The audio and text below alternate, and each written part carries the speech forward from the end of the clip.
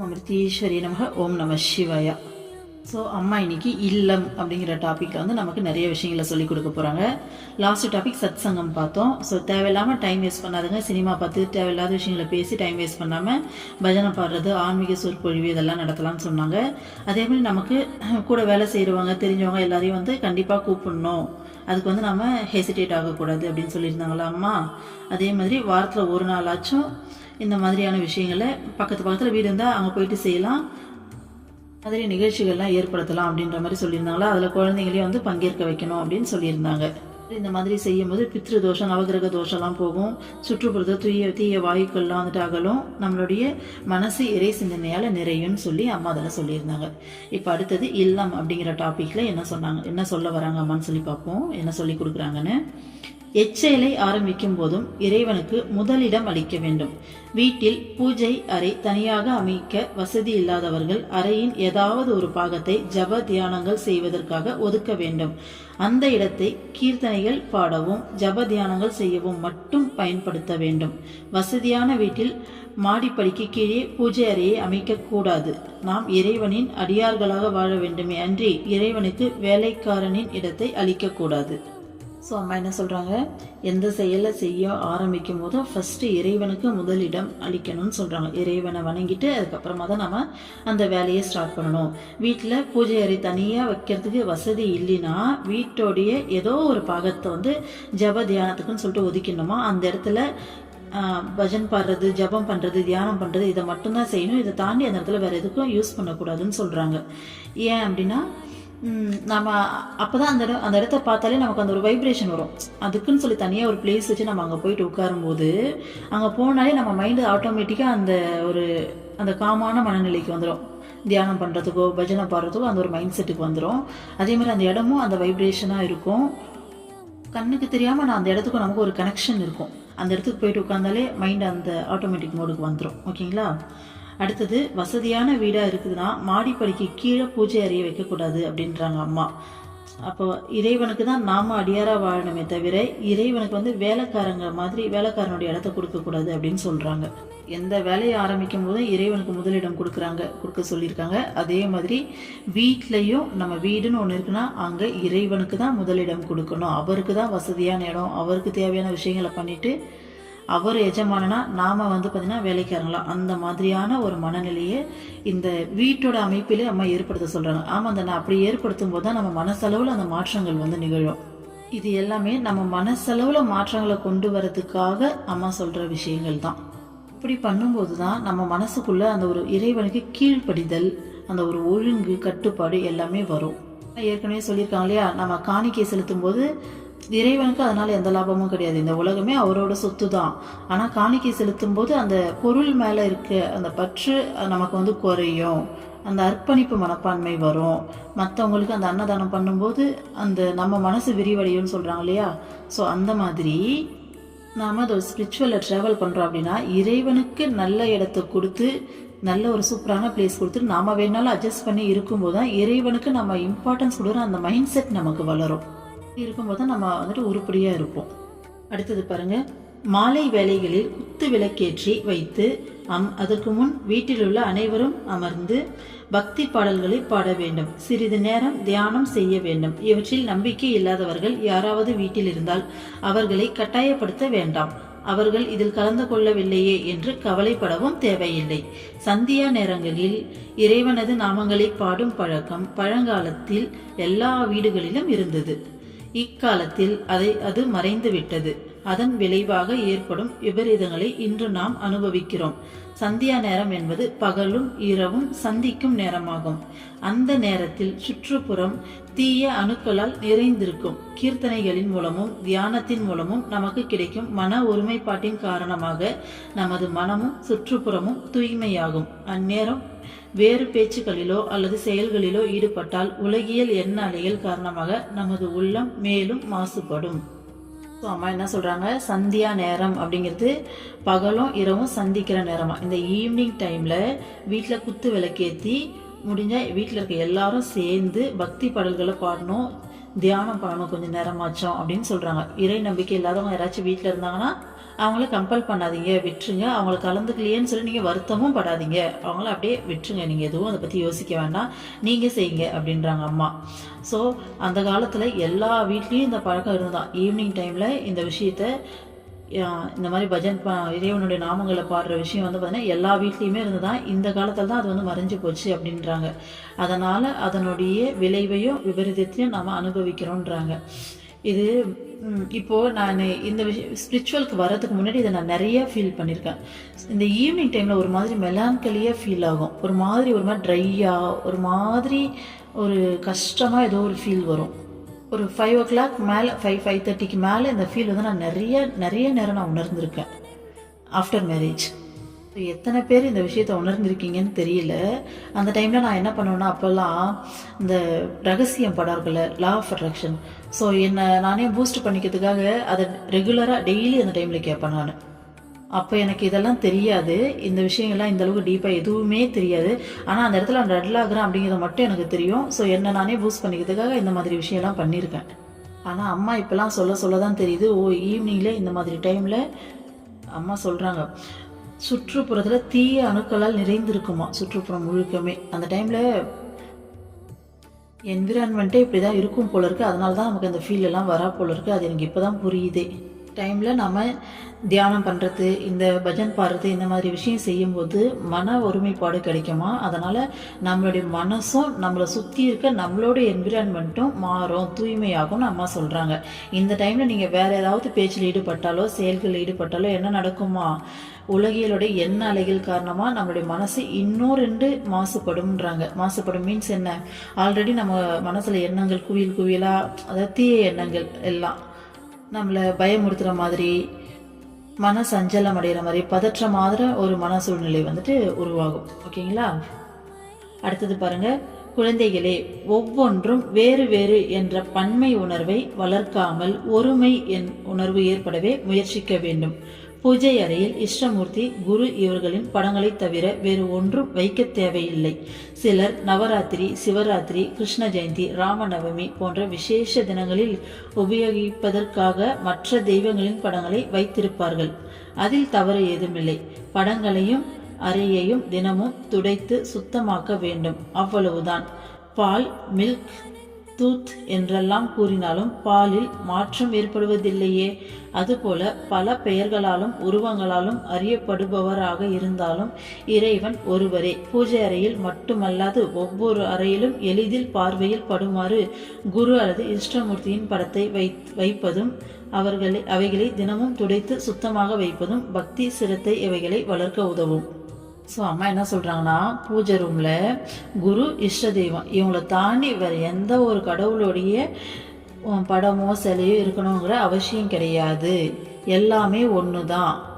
இங்கே இறை சக்திங்கிறது ஒன்று தான், ரூபங்கள் தான் வேறு. ஸோ பாலை தமிழில் பாலுன்றோம், இங்கிலீஷில் மில்க்குன்றோம், ஹிந்தி என்னன்னு தெரியல, தூத் அப்படின்றாங்க. இது எந்த லாங்குவேஜில் சொன்னாலும் பாலோடைய குணம் வந்து மாறுறது இல்லையா. அது வந்து பாலை தானே வந்து நோட்டிஃபை பண்ணுது, பாலை தானே குறிக்குது. அந்த மாதிரி இங்கே கண்டென்ட் ஒன்று தான். இறைவன் அப்படிங்கிறவர் ஒருத்தர் தான், நம்ம வேறு வேறு பேரெல்லாம் நாம சொல்கிறோம் அப்படின்றாங்க அம்மா. ஸோ அதனால் குருவோட இஷ்ட தெய்வத்தோடைய படத்தை தாண்டி மற்ற எல்லா கடவுளும், இந்த தெய்வம் அந்த தெய்வம் இந்த கடவுள் அந்த கடவுள் எல்லாருமே ஒன்று தான். ஸோ எல்லாத்தையும் வைக்கணுங்கிற அவசியம் இல்லை, இது மட்டும் இருந்தாலே போதுன்றாங்க. சிவராத்திரி, நவராத்திரி, கிருஷ்ண ஜெயந்திக்காக செலிப்ரேட் பண்ணுறதுக்காக நம்ம தனியாக வந்து வச்சுருப்போம் இல்லையா, அதுக்குன்னே தனியாக அந்த குட்டி கிருஷ்ணாவுடைய சிலையெல்லாம் வச்சுருப்பாங்க, நவராத்திரி கொலு பொம்மையெல்லாம் வச்சுருப்பாங்களே. ஸோ அதெல்லாம் ஒன்றும் தப்பு கிடையாது, அதெல்லாம் வச்சுக்கலாம் அப்படின்றாங்க. அதே மாதிரி பூஜை ரூமில் மட்டும் இல்லாமல் வீட்டில் எல்லா இடத்துலையும் பார்த்தா நம்ம இஷ்டமூர்த்தியோட நம்ம குருவுடைய படம் தெரிகிற மாதிரி வைக்கணும் அப்படின்றாங்க. ஏன்னா நம்ம சிந்தனை அப்போ தான் கடவுளை விட்டு அகலாமல் இருக்கும் இல்லையா. சுற்றி டக்குன்னு சொல்லி பார்க்கும்போது நமக்கு ஒரு செகண்ட் அது கவனம் அங்கே போகுது இல்லையா, வேறு எங்கேயும் போகாது இல்லையா.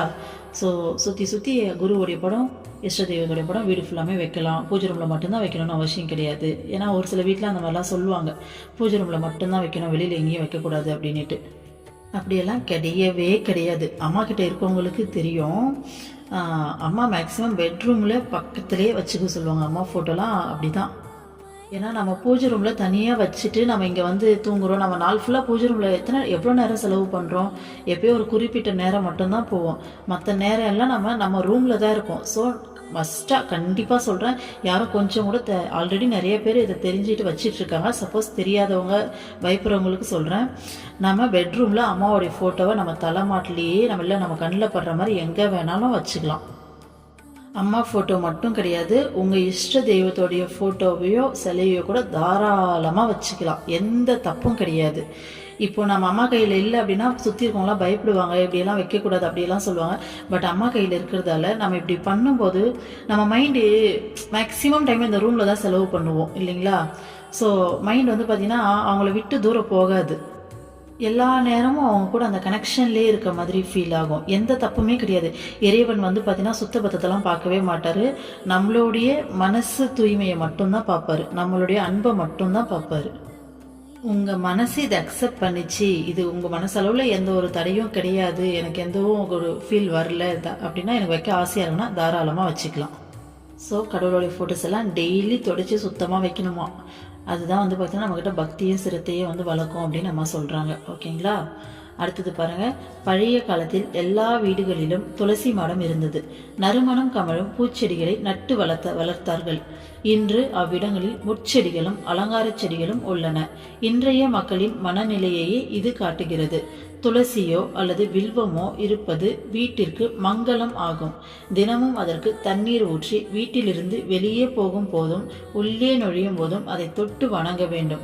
நமது முன்னோர்கள் தூங்கி எழுந்ததும்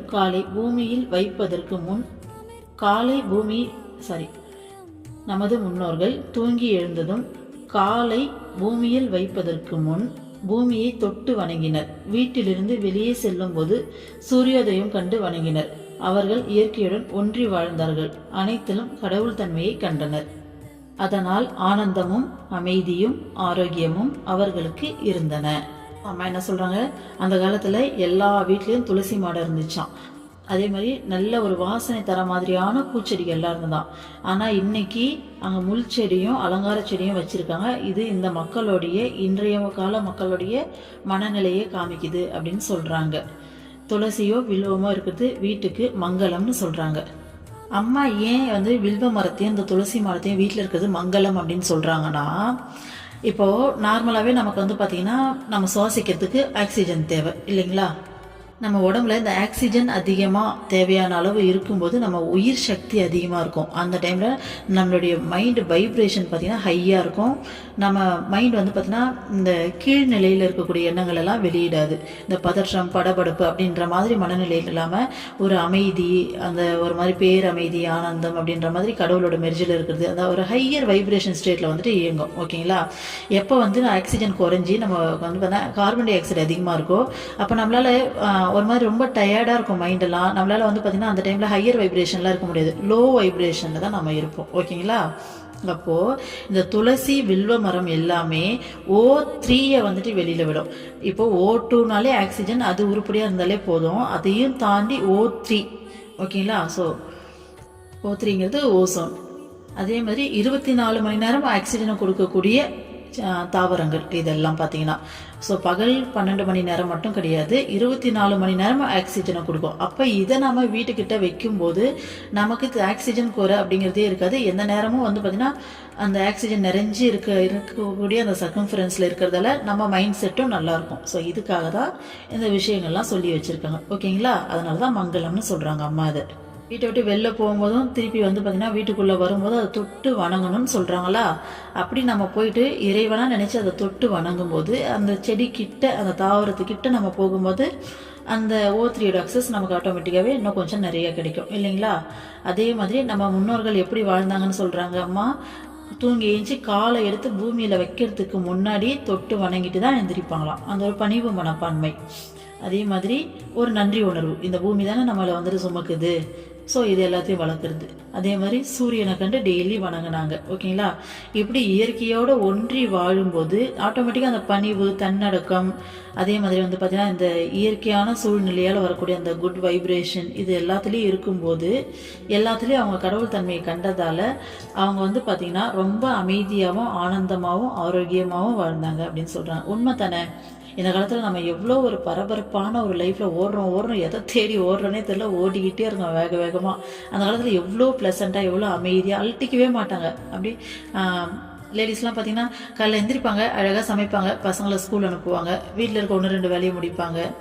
இந்த என்ன சொல்கிறது, ஒரு மாதிரி அந்த பரபரப்பு, நம்ம இன்னும் என்ன பண்ணோம் அப்படிங்கிற அந்த வேகம் எதுவுமே இருக்காது. டெய்லி அவங்க அப்படியே அமைதியாக சாமி கும்பிட்றது என்ன, அவங்க வேலை என்னன்னு சொல்லிட்டு ஒரு ப்ளசண்ட்டான லைஃப் வாழ்ந்தாங்க. ஜென்ஸும் அதே தான். ஒரு குறிப்பிட்ட வேலை இருக்கா, அதுக்கு போனோமா வந்தோமா, அடுத்து வந்து பார்த்திங்கன்னா அழகாக அவ்வளோ அமைதியான ஒரு லைஃப் ஸ்டைல் வந்துட்டு அவங்க ரன் பண்ணாங்க. இப்போ நம்ம என்ன அப்படியா இருக்கோம்? நம்ம மைண்டு 24 மணி நேரமும் அடுத்து என்ன பண்ணலாம், நம்ம என்ன பண்ணிக்கிட்டு இருக்கோம், ஏதாச்சும் ஒன்று பரப்பரன்னு பேசிக்கிட்டே இருக்கு இல்லையா? ஸோ அதுதான் காரணன்றாங்க அம்மா. அடுத்தது பாருங்க, பூஜைக்கு பயன்படுத்தும் அருகம்புல், வில்வம், துளசி, செம்பருத்திப்பூ போன்றவை மருத்துவ குணங்கள் உள்ளவை. இவைகளை வீடுகளில் நட்டு வளர்ப்பது சுற்றுப்புறச் சூழலில் தூய்மைக்கும் நல்லதாகும். இடம் இருந்தால் வீட்டிலேயே சிறிய பூந்தோட்டம் அமைக்கலாம். அதை பராமரிக்கும் நேரங்களில் மந்திரம் ஜபிக்க வேண்டும்.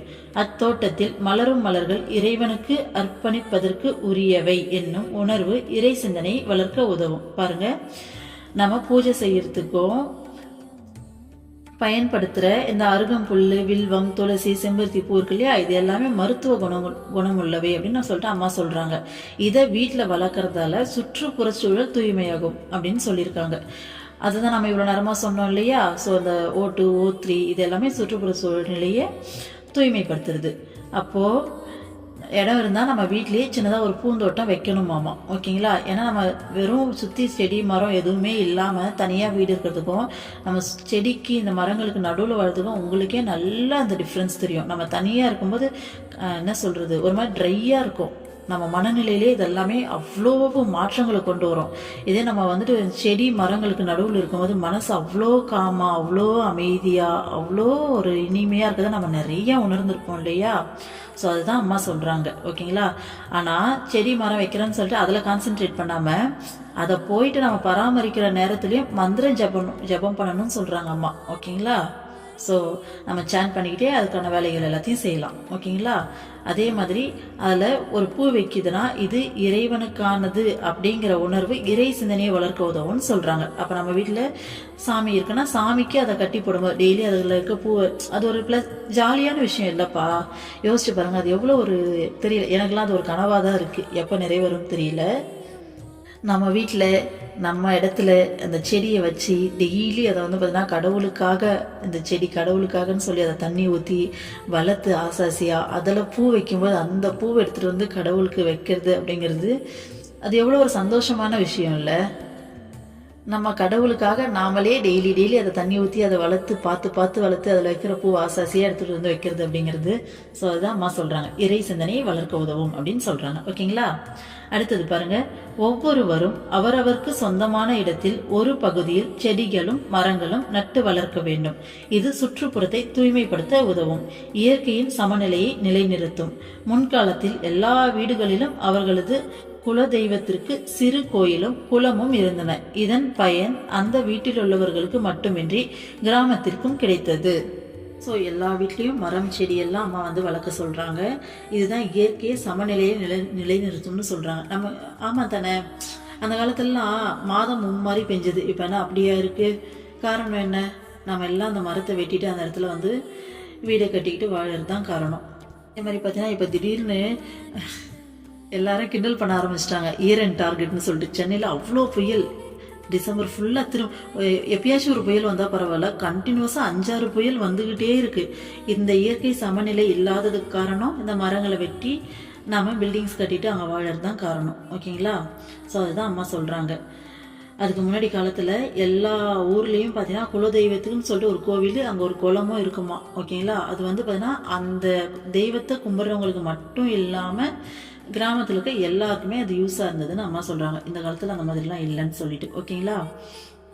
ஸோ அதனால் அட்லீஸ்ட் வீட்டிலையாச்சும் நம்ம எல்லாரும் செடி மரம்லாம் வளர்க்கணும்னு அம்மா சொல்கிறாங்க. அடுத்தது, ஒரு வீட்டின் செழுமை அதன் மனதை கவரும் அமைப்பில் இல்லை, அதன் தூய்மையில்தான் அடங்கி உள்ளது. தினமும் வீட்டையும் அதன் சுற்றுப்புறத்தையும் சுத்தமாக வைப்பதில் கவனம் செலுத்த வேண்டும்.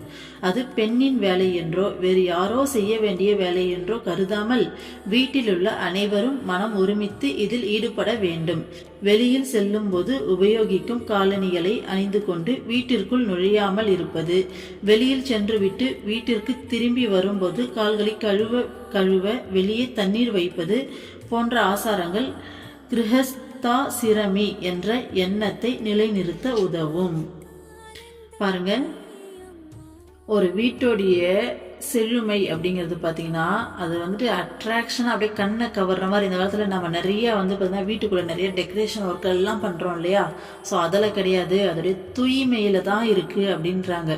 அதனால் வீட்டை சுற்றி இருக்க பிளேஸையும் டெய்லி சுத்தமாக வைக்கிறதுக்கு நம்ம அதை பண்ணணும். இது வந்து பார்த்தீங்கன்னா வீட்டில் இருக்க பொண்ணுங்களுடைய வேலை தான் அப்படின்னு சொல்லி விடாமல் வீட்டில் இருக்க எல்லாரும் இதை வந்துட்டு ஈடுபடணும் அப்படின்னு சொல்கிறாங்க அம்மா. இது இவங்க வேலை அவங்க வேலை இது இவங்க தான் செய்யணும் அப்படின்னு இல்லாமல் எல்லாரும் ஷேர் பண்ணி அந்த வேலையை செய்யணும் அப்படின்னு அம்மா சொல்கிறாங்க. அதே மாதிரி நம்ம வெளில போட்டுட்டு போகிற அந்த செப்பல்ஸ் எல்லாம் வீட்டுக்குள்ளே கொண்டு வரக்கூடாது. வெளியில் அதே மாதிரி வெளில போயிட்டு வீட்டுக்கு வரும்போது வெளில கால் கழுவிட்டு வீட்டுக்கு வரதெல்லாம் அந்த காலத்தில் அந்த பழக்கத்தை வந்து வச்சுருந்தாங்க இல்லையா? ஸோ அந்த மாதிரி இருக்கிறது நல்லது அப்படின்னு சொல்கிறாங்க அம்மா. இதில் கிரகஸ்தாசிரமி அப்படின்ற ஒரு வார்த்தையை பயன்படுத்தியிருக்காங்க இல்லையா? ஸோ அதோடைய மீனிங் என்ன அப்படின்னா, தர்ம வழியில பொருள் ஈட்டி பக்தி யோகம் கர்ம யோகம் மூலமா இறைவனை அடையிறது. ஓகேங்களா? இந்த பிறப்பு சக்கரத்துலேருந்து வெளியில போகிறது. ஸோ இந்த மாதிரியான அம்மா சொல்லியிருக்காங்க இல்லையா, இந்த ஃபார்மாலிட்டிஸ் எல்லாம் ஃபாலோ பண்ணும்போது நம்ம அந்த விஷயத்தை வந்து அடையலாம்னு சொல்லியிருக்காங்க அம்மா. ஓகேங்களா? அடுத்தது, சமையல் அறையை பூஜை அறை போல் கருத வேண்டும். அது சுத்தமாகவும் ஒழுங்காகவும் இருக்க வேண்டும். குளித்த பிறகு மந்திரம் ஜெபித்தவாறு அடுப்பை பற்ற வைக்க வேண்டும். அந்த தீக்கொழுந்தில் நமது இஷ்ட தெய்வம் நிற்பதாக எண்ண வேண்டும். இரவு தூங்கச் செல்வதற்கு முன் சமையல் அறையை பெருக்கி சுத்தம் செய்ய வேண்டும். பாத்திரங்களை கழுவி சுத்தம் செய்து கவிழ்த்து வைக்க வேண்டும். உணவுப் பொருட்களை திறந்து வைக்க கூடாது. பாருங்க, நம்ம சமையல் அறை கிச்சன் ரூம் வந்து பார்த்தீங்கன்னா பூஜை ரூம் மாதிரி இருக்கணுமா, சுத்தமாகவும் ஒழுங்காகவும் இருக்கணுமா. குளிச்ச பிறகு மந்திரம் ஜபிச்சுக்கிட்டே நம்ம அடுப்பை பற்ற வைக்கணுமா. அந்த தீயில வந்து பார்த்தீங்கன்னா நம்மளோட இஷ்ட தெய்வம் நிற்கிறதா வந்து நம்ம நினைக்கணுமாமா. தூங்குறதுக்கு முன்னாடி நம்ம திரும்பவும் வந்து பார்த்தீங்கன்னா கிச்சனை ஃபுல்லாக க்ளீன் பண்ணிவிட்டு பாத்திரம்லாம் கழுவி சுத்தம் பண்ணிட்டு தான் போடுமா. எந்த ஒரு ஃபுட் ஐட்டத்தையும் நம்ம ஓப்பனில் வைக்கக்கூடாதுன்னு அம்மா சொல்கிறாங்க. ஸோ வீட்டில் நம்ம கிச்சனை எப்படி மெயின்டைன் பண்ணணும் அப்படின்னு சொல்லிட்டு அம்மா சொல்லித்தராங்க. ஓகேங்களா? அடுத்தது, குழந்தைகள் அதிகாலையில் பெற்றோரின் பாதங்களை தொட்டு வணங்கும் பழக்கம் பழங்காலத்தில் இருந்தது. இன்று அது இல்லை. தாய் தந்தையர் தங்களது பெற்றோரின் பாதங்களை தொட்டு வணங்கி குழந்தைகளுக்கு எடுத்துக்காட்டாக விளங்க வேண்டும். அவர்கள் தங்கள் பெற்றோரை மதிக்காமல் இருப்பதையும் புறக்கணிப்பதையும் கண்டு வளரும் குழந்தைகள் எங்கனம் பெற்றோரை மதிப்பார்கள்? எப்படி கீழ்ப்படிந்து நடப்பார்கள்? பெற்றோர் எப்பொழுதும் குழந்தைகளுக்கு எடுத்துக்காட்டாக விளங்க வேண்டும். பாருங்க, அந்த காலத்துல பெத்தவங்களுடைய காலில் விழுந்து வழங்குற பழக்கம் வந்துட்டு இருந்துச்சு. இப்போ நீங்களே உருப்படியா இல்லை, அப்புறம் எங்க உங்களை பார்த்து வளரவங்க பிள்ளைங்க உருப்படியா இருக்கும் நம்ம கேட்குறாங்க. ஸோ அதனால நீங்க முதல்ல உருப்படியா வாழ்ந்து காமிங்க, உங்களை பார்த்து பிள்ளைங்க வந்து உருப்படியா வளரும். ஏன்னா இதெல்லாம் வந்து பார்த்தீங்கன்னா கீழ்ப்படிதல் அப்படிங்கிற அந்த பணிவு, கீழ்ப்படிதல் அப்படிங்கிற குணங்களை நமக்குள்ள வளர்க்கறதுக்கு உதவும் அப்படின்னு சொல்றாங்க அம்மா. அடுத்தது பாருங்க, குழந்தைகளே, வீட்டிலிருந்து வெளியே செல்லும் போது மூத்தவர்களை வணங்கிய பின்னரே செல்ல வேண்டும். பள்ளிக்கூடத்திற்கு செல்வதற்கு முன் குழந்தைகள் பெற்றோரின் பாதங்களை தொட்டு வணங்கும் பழக்கத்தை வளர்க்க வேண்டும். அதுபோல் வேலைக்கோ மற்ற நல்ல காரியங்களுக்கோ செல்வதற்கு முன்பும் இது போன்று செய்ய தயங்கக்கூடாது. பணிவும் எளிமையும் கடவுள் அருளை நம்மிடம் கொண்டு வந்து சேர்க்கும். அதுதான், வெளியில் போகிறோம் எங்கன்னா அப்படின்னாலும் ஸ்கூலுக்கு போகும்போது கூட அப்பா அம்மாவுடைய காலில் விழுந்து வணங்கிட்டு அதுக்கப்புறமா தான் வெளியில் போகணுன்றாங்க. இது ஏன் இப்படி செய்ய சொல்கிறாங்கன்னா, நம்ம மனசுக்குள்ளே இப்போ நமக்குள்ளே இந்த நான் என்ற தன்மை எதனால் வந்து இவ்வளோ வளர்ந்து நிற்கிது? ஸோ இந்த பழக்கங்கள்லாம் இல்லாததால தான் இல்லையா? ஸோ இந்த டெய்லி பேசிஸ் இந்த மாதிரி அப்பா அம்மா காலில் விழுந்து இது பண்ணும்போது நமக்குள்ள அந்த நான் என்ற தன்மை அந்த இடத்துல ரொம்பவே குறைஞ்சி அந்த பணிவு, எளிமை, இந்த குணங்கள்லாம் வளருது இல்லையா? ஸோ ஒரு மனுஷனுக்கு அத்தியாவசியமான குணங்கள் இல்லையா அதெல்லாம். ஸோ இதெல்லாத்தையும் வளர்க்கறதுக்காக தான் இதையெல்லாம் செய்ய சொல்கிறாங்க. அடுத்தது பாருங்க, வீட்டு வேலைகளில் குடும்பத்தினர் அனைவரும் ஈடுபட வேண்டும். இது குடும்பத்தினரிடையே ஒற்றுமையும் அன்பும் பெருக உதவும். சமையலறை வேலை பெண்களுக்குரியது என்று எண்ணி ஆண்கள் ஒதுங்கி இருக்க கூடாது. தங்களால் இயன்ற உதவியை செய்ய வேண்டும். சிறுவர் சிறுமியருக்கு அவரவர்களுக்கு ஏற்ற வேலைகளை கொடுக்க வேண்டும். பாருங்க, வீட்டு வேலையெல்லாம் லேடிஸ் தான் செய்யணும் அப்படின்னு சொல்லி இல்லாமல் ஜென்ஸும் கூட போய் செய்யும்போது வீட்டில் வந்து பார்த்தீங்கன்னா ஒரு ஒற்றுமையும் அன்பும் வளரும் அப்படின்னு சொல்கிறாங்க அம்மா. உண்மை தானே? ஒய்ஃப் கிட்ட போய்ட்டு ஹஸ்பண்ட் வந்துட்டு ஷேர் பண்ணி இந்த வேலைகள்லாம் செய்யும்போது 2 பேருக்குள்ளே அந்த ஒரு அன்பும் இணக்கமும் அதிகமாகும் இல்லையா? ஸோ அதுதான் அம்மா சொல்கிறாங்க. அதே மாதிரி இது லேடிஸோடைய வேலை அப்படின்னு சொல்லிட்டு இல்லாமல் ஆண்கள் வந்து ஒதுங்கி இருக்கக்கூடாதுன்றாங்க. ஓகேங்களா? ஸோ இவங்களால முடிஞ்ச ஹெல்ப்பை வந்து பண்ணுங்க அப்படின்றாங்க. அதே மாதிரி சின்ன குழந்தைங்க அப்படின்னு சொல்லி இல்லாமல் அவங்களுக்கு ஏற்ற வேலையும் கொடுத்து பழகுங்க அப்படின்றாங்க. இதெல்லாம் எனக்கே சொன்ன மாதிரி இருக்குது. ஏன்னா குழந்தைங்கள நான் வேலையே வாங்க மாட்டேன், நானே தான் எல்லா வேலையும் செஞ்சுட்டு இருப்பேன். ஸோ பசங்க வளர்றாங்கன்னா அவங்களுக்கும் வேலை கொடுத்து நம்ம பழகணும். அப்போ தான் அவங்களும் வந்து பார்த்திங்கன்னா கொஞ்சம் உருப்படியாக வளருவாங்க இல்லையா? அடுத்தது, இதை லேடிஸ் யாராச்சும் கேட்குறீங்க அப்படின்னா, நம்ம வீட்டில் இருக்கவங்க நமக்கு ஹெல்ப்பே பண்ணுறது இல்லையே, அம்மாவே சொல்லியிருக்காங்க இவங்க பண்ணலையேன்னு சொல்லி நினச்சி போயிட்டு எக்ஸ்பெக்ட் பண்ணிடாதீங்க. ஹெல்ப் பண்ணால் சந்தோஷம், ரொம்ப ரொம்ப சந்தோஷம். நீங்கள் வந்து பார்த்தீங்கன்னா ஜாலியாக வந்துட்டு சேர்ந்து எல்லாத்தையும் செய்யுங்க. சப்போஸ் ஹெல்ப் பண்ண மாட்டாங்க, அவங்க வந்து பார்த்தீங்கன்னா இப்படி தான் இருக்காங்க, அவங்க வேலையை உண்டு, அவங்க வந்து இந்த வேலை உன்னோட தான் அப்படின்ற மாதிரி வீட்டில் இருக்காங்கன்னா, நம்ம போயிட்டு அவங்கள ரொம்பலாம் மாற்றுறதுக்கு மெனக்கிட வேண்டாம். அம்மா இந்த பாயிண்ட்டை ஜென்ஸுக்கு சொன்னாங்கன்னு சொல்லி எடுத்துப்போம். ஓகேங்களா? ஸோ ஜென்ஸ் யாருன்னா கேட்குறீங்க அதை அப்படின்னா, நீங்கள் இன்னையிலேருந்து உங்களை நீங்கள் மாற்றிக்கணும். ஓகேங்களா? அம்மாவோட பிள்ளைங்களா இருக்கீங்க இல்லையா? ஸோ இதை மாற்றிக்கிட்டு ஒய்ஃப்க்கு வீட்டில் ஹெல்ப் பண்ணுங்கள். லேடிஸ் கேட்குறீங்க அப்படின்னா தயவு செஞ்சு எக்ஸ்பெக்ட் பண்ணாதீங்க. நம்ம அப்படி எக்ஸ்பெக்ட் பண்ணி போனோம்னா வீட்டில் பிரச்சனை தான் மிஞ்சம். ஓகேங்களா? ஸோ நாம் எப்படி இருக்கலாம்? நம்ம கடவுள் கூட சேர்ந்து ஜாலியாக வேலை செய்யலாம். ஓகேங்களா? அவங்க ஹெல்ப் பண்ணலையா? சந்தோஷம், ரொம்ப சந்தோஷம். ஏன்னா கிச்சனில் நமக்கு என்ன சொல்கிறது, மென்டலாக எந்த ஒரு டிஸ்டர்பன்ஸும் இல்லை. ஜாலியாக நம்ம என்ன சொல்கிறது, கடவுளை பற்றின ஒரு பாட்டை போட்டோமா, ஒரு ஸ்டோரியை போட்டோமா, அவரோட நினப்பில் அவர் கூட நமக்கு ஹெல்ப் பண்ணுறதா நம்ம இறைவன் இருக்காரே கூட. இவங்க என்னத்தை ஹெல்ப் பண்ணுறது? நிஜமாக சொல்கிறேன், நம்ம இறைவனை நம்பி அந்த வேலையை செய்யும்போது எப்பயும் செய்கிறத விட வேகமாக செய்வோம், எப்பயும் செய்கிறத விட சூப்பராக செய்கிறோம். நம்ம வெளியில் இவங்ககிட்ட ஹெல்ப்புக்கு எனக்கு கிருஷ்ணா இதெல்லாம் நிறையா காமிச்சிருக்காரு. நான் போயிட்டு இவங்க ஹெல்ப் பண்ணணும் அப்படின்னு சொல்லி நான் யோசிச்சு நின்னுன்னு வச்சுக்கோங்களேன், நீ அங்கே தானே போகிறப்போ அவங்கள்ட்டே ஹெல்ப் கேட்கும் அப்படின்ற மாதிரி விட்டுருவாங்க. ஓகேங்களா? அதையும் தாண்டி ஒரு சில டைமில் நல்லா மொக்க பண்ணுவார். நீ போறியா போ, கண்டிப்பாக என்ன சொல்கிறது, எப்பயும் விட உனக்கு ஹெல்ப்பே கிடைக்காதுவா, நீங்கள் தான் வந்தாகணும் அப்படின்ற மாதிரி நிற்பார். ஸோ நம்ம இறைவனை கூப்பிட்டுக்கிட்டு அந்த வேலையை செய்யும்போது நமக்கு தான் ஹெல்ப்பு இறைவன் இருக்காரு இல்லை, இதை விட வேறு யார் வேணும்? ஸோ அந்த வேலை ரொம்ப சிறப்பாக ரொம்ப ஈஸியாக நமக்குள்ளே புகுந்து இறைவன் செய்வாங்க. நிஜமாலுமே வீட்டில் ஏதாச்சும் ஒரு வேலை பெண்டிங்லேயே இருக்கு, என்னால் செய்யவே முடியலன்னு வச்சுக்கோங்களேன், நான் சொல்லிடுவேன், கிருஷ்ணா இந்த வேலையை செய்யவே முடியல கிருஷ்ணா, எப்படியாச்சும் செய்ய வச்சுட்டு கிருஷ்ணான்னு சொல்லிட்டு விட்டுருவேன். விட்டுட்டேன்னு வச்சுக்கோங்களேன், எனக்கு எங்கேருந்து தான் அந்த எனர்ஜி வருமோ தெரியாது, ஏதாச்சும் ஒரு டைம் பிளான் பண்ணி வச்சுருப்பாரு. சும்மா அப்படியே இறங்கி நான் சத்தியமாக அது நான் கிடையவே கிடையாது. எனக்கு எவ்வளோ சோம்பேறித்தனம் இருக்கும், என்னால் என் உடம்புல எவ்வளோ வேலை செய்ய முடியும்னு எனக்கு நல்லா தெரியும். நான் அளவுக்கு மீறி சுறுசுறுப்பாக எக்கச்சக்கமான வேலையை முடிப்பேன். எனக்கு நல்லா தெரிஞ்சிடும் கிருஷ்ணா இறங்கி செய்கிறார், நம்ம சொன்னோம் இல்லையா? ஸோ அவர் செய்கிறாருன்னு சொல்லிட்டு. ஸோ அதனால் நமக்கு ஹெல்ப் பண்ணுறதுக்கு இறைவன் இருக்கார். இறைவனை ஹெல்ப்புக்கு கூப்பிட்டோன்னா நமக்குள்ளே இறங்கி அவரே அந்த வேலையை செய்வார். இதனாலேயே இப்போலாம் வீட்டில் கிச்சன் வேலையெல்லாம் பார்த்தீங்கன்னா ரொம்ப ஒரு இன்ட்ரெஸ்டான வேலையாக மாறி போச்சு. அதுக்கு முன்னாடிலாம் ரொம்ப சோம்பேறிப்பட்டு ரொம்ப கஷ்டமாக இருக்கும், அது ஒரு வேலை செய்கிற மாதிரி இருக்கும். இப்போலாம் வேலை செய்கிற மாதிரியே இல்லை. அங்கே போனாலே நம்ம இறைவன் கூட டைம் ஸ்பெண்ட் பண்ணுற மாதிரியான ஒரு மைண்ட் செட்டுக்கு மாற்றி விட்டுட்டாங்க. ஸோ அம்மா இது இல்லறத்தாருக்கு இன்னுரை அப்படிங்கிறதால எல்லாருக்கும் வீடு அப்படின்னா இப்படியெல்லாம் இருக்கணும்னு சொல்லிட்டு அட்வைஸ் பண்ணுறாங்க. ஓகேங்களா? அடுத்தது பாருங்கள், குழந்தைகளே வேலைக்காரர்களிடம் மரியாதையுடன் நடந்து கொள்ள வேண்டும். அவர்களது சுயமரியாதையை பாதிக்கும் விதத்தில் நடந்து கொள்ளக்கூடாது. அவர்களுக்கு எச்சில் உணவை கொடுக்க கூடாது. மனதில் அவர்களை சொந்த சகோதரர்களைப் போல கருத வேண்டும். பாருங்க, வீட்டில் வேலை செய்யற வரவங்க கிட்ட நம்ம எப்படி நடந்துக்கணும்னு அம்மா சொல்றாங்க. அவங்களுக்கும் சுயமரியாதை இருக்கு, சரிங்களா? ஆமா தானே? அவங்களுக்கு கண்டிப்பா வந்துட்டு என்ன சொல்றது, ஒரு மணிக்காக தான் வந்துட்டு அவங்க அந்த வேலையை செய்ய வந்திருக்காங்களே தவிர அதுக்காக அவங்க சுயமரியாதையில கை வைக்கிற மாதிரியான விஷயங்கள்லாம் அதெல்லாம் ரொம்ப ஒரு தப்பான விஷயம் இல்லையா? ஸோ அதுதான் அம்மா சொல்கிறாங்க. அவங்களுக்கு தேவையான மரியாதையை கொடுத்து அவங்க நம்ம வீட்டில் இருக்க ஒரு சகோதரர்களைப் போல பழகணும் அப்படின்னு சொல்கிறாங்க. அந்த மாதிரி நினைக்கணும்னு சொல்கிறாங்க. இந்த எச்சில் உணவு கொடுக்கறது அந்த மாதிரியான பழக்கம்லாம் வச்சுக்கக்கூடாது, அதெல்லாம் தப்புன்னு சொல்கிறாங்க அம்மா. ஓகேங்களா? ஸோ இதோட இந்த டாபிக் முடியுது.